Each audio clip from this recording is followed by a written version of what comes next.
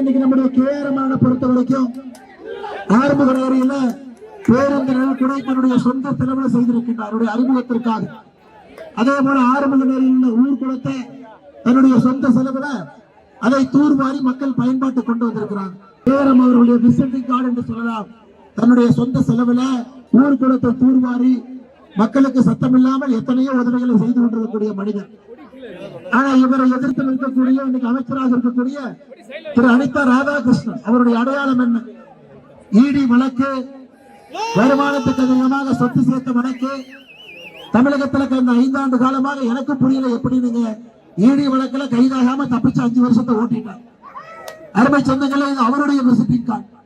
ஒரு பக்கம் மக்களுக்காக பணி செய்து உங்களுடைய வாழ்வாதாரத்தை உயர்த்தி திருச்செந்தூர் சட்டமன்ற தொகுதியினுடைய முகத்தை உண்மையால மாற்ற வேண்டும் நினைக்கக்கூடிய திரு கேஆர்எம் அவர்கள் அனைத்து இந்திய அண்ணா திராவிட முன்னேற்ற கழகம் தலைமையிலான தேசிய ஜனநாயக கூட்டணியுடைய வெற்றி வேட்பாளராக தாமரை சின்னத்தில் நின்று கொண்டிருக்கின்றார்.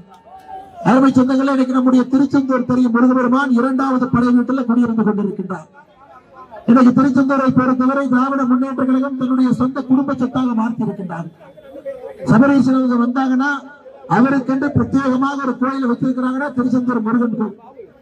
அதனாலதான் நம்முடைய பாரதிய ஜனதா கட்சியுடைய தேர்தல் வாக்குறுதிகளை நாம் சொல்லி இருக்கின்றோம். தமிழகத்தில் இருக்கக்கூடிய பெரிய கோவில்கள்ல உள்ளூர் மக்கள், அந்தந்த ஊருடைய மக்கள் பிரத்யேகமாக நீங்க ஆண்டவனை பார்ப்பதற்காக ஒரு கோவிலும் கூட 2 மணி நேரத்தை உள்ளூர் மக்களுக்காக சிறப்பாக ஒதுக்கி வைப்போம் என்று சொல்லியிருக்கின்றோம். அருமை சொந்தங்களை, இன்னைக்கு இதே சட்டமன்ற தொகுதியில் அனிதா ராதாகிருஷ்ணன் அவர்கள் எங்கே வாக்கு சேகரிக்க சென்றாலும் கூட மக்கள் அவரை ஏற்றுக்கொள்வதற்கு தயாராக இல்லை.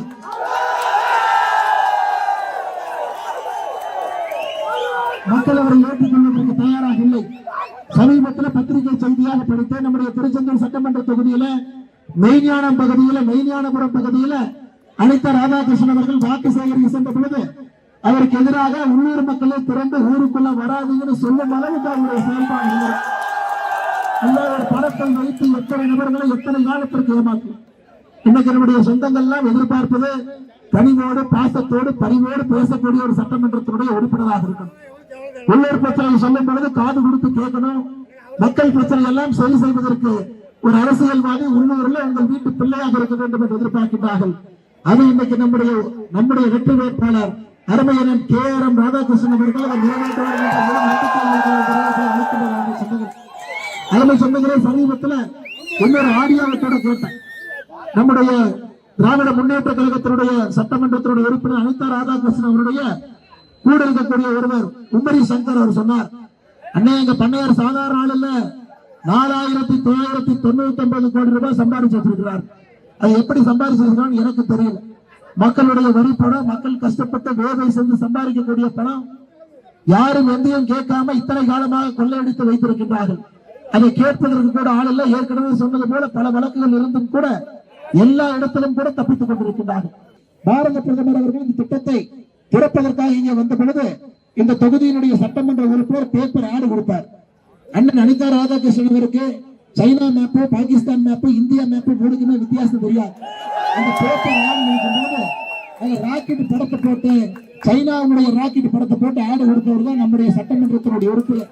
இந்தியா மேப்புக்கும் சைனா மேப்புக்குமே வித்தியாசம் தெரியாத ஒருவர் திருச்செந்தூரில் இருக்கக்கூடிய உங்களுக்கு எல்லாம் இன்னைக்கு சட்டமன்ற உறுப்பினராக இருப்பது நம்ம எல்லோருக்கும் கூட ஒரு பெரிய வேதனை ஏற்படுத்திருக்கு. அருமை சொந்தங்களை, இன்னைக்கு நாம் மிக சரியாக புரிந்து கொள்ள வேண்டும். பாரத பிரதமர் நரேந்திர மோடி அவர்கள் மத்தியில் ஆட்சியில் இருக்கும் பொழுது அண்ணன் எடப்பாடி பழனிசாமி அவர்கள் தமிழகத்தில் மே 4க்கு பிறகு நம்முடைய முதலமைச்சராக வரும் பொழுது திருச்செந்தூரில் மாற்றம் நிச்சயம் வேண்டும் என்பதில் நாம் உறுதியாக இருக்க வேண்டும். அருமை சொந்தங்களே, நாம் மிக தெளிவாக இருக்க வேண்டும். இத்தனை காலமாக திருச்செந்தூரில் நாம் எல்லோரும் கூட ஒரு அரசியல் மாற்றத்திற்காக இத்தனை ஆண்டு காலமாக பார்த்துக் கொண்டிருக்கின்றோம்.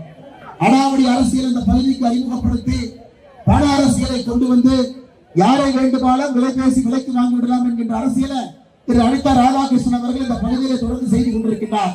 அவருக்கெல்லாம் சரியான ஒரு நபர்.